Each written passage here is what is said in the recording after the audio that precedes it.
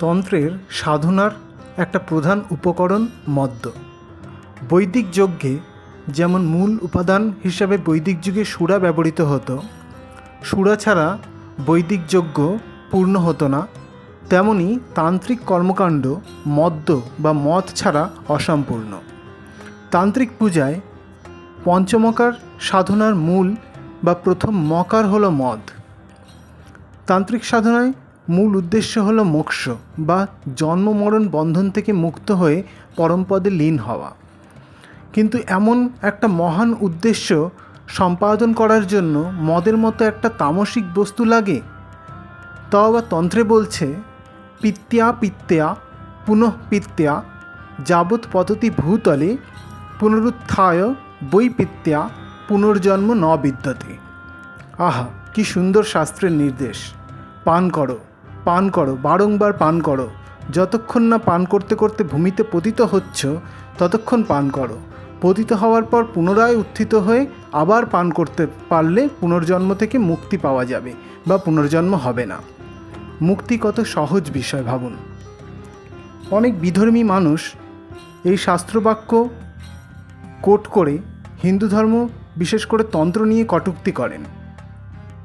কিন্তু তারা কি একবার ভেবে দেখেছেন যে শাস্ত্র যেই কথাটা বলছে সেই অনুযায়ী বিশ্বের যত মাতাল ব্যক্তি আছে তাদের সবার মুক্তি হয়ে যাওয়ার কথা?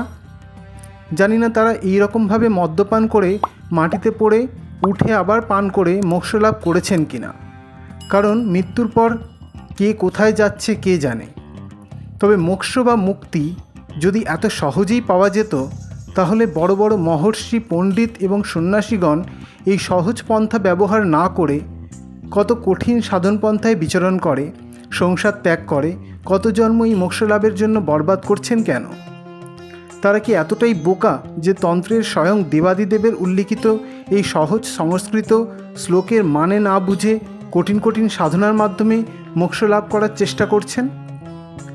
আসল ব্যাপার হলো, তন্ত্রবিদ্যা অতি গুহ্য বিদ্যা। এটি পুরোপুরি গুরুমুখী শাস্ত্র। গুরু পরম্পরায় এই শাস্ত্র চলে আসছে যুগ যুগ ধরে। তন্ত্রের পঞ্চমকার সাধনার যে পঞ্চম ম, তা সাধকের কাছে আগুনের মতো। পঞ্চমকার সাধনা হলো আগুন নিয়ে খেলা। সেই আগুন সঠিক হাতে পড়লে মঙ্গলজনক হয়ে আশীর্বাদ প্রদান করবে, আবার অযোগ্যের হাতে পড়লে সব কিছু ভস্মীভূত করবে। তাই অযোগ্য ব্যক্তি যাতে এই বিদ্যার দুষ্প্রয়োগ না করতে পারে, তাই শাস্ত্রবাক্য এমন দ্ব্যর্থক ভাষায় লেখা হতো। এর প্রকৃত অর্থ একমাত্র শাস্ত্রজ্ঞানী এবং পরম্পরাক্রমে গুরু শিষ্যই জানেন। মদ একধারে যেমন মানুষের মতিভ্রম ঘটায়, শারীরিক অসুস্থতার কারণ হয়, তেমনি তার সঠিক প্রয়োগে মানুষ শিবত্ব প্রাপ্ত হতে পারে। এটাই তন্ত্র প্রমাণ করে। দেখুন, মদ্যপানে যে আনন্দ আসে তা যদি সঠিক দিশায় প্রবাহিত করা যায় তাহলে সেই ব্যক্তি ব্রহ্মানন্দ কী তা উপলব্ধি করতে পারে।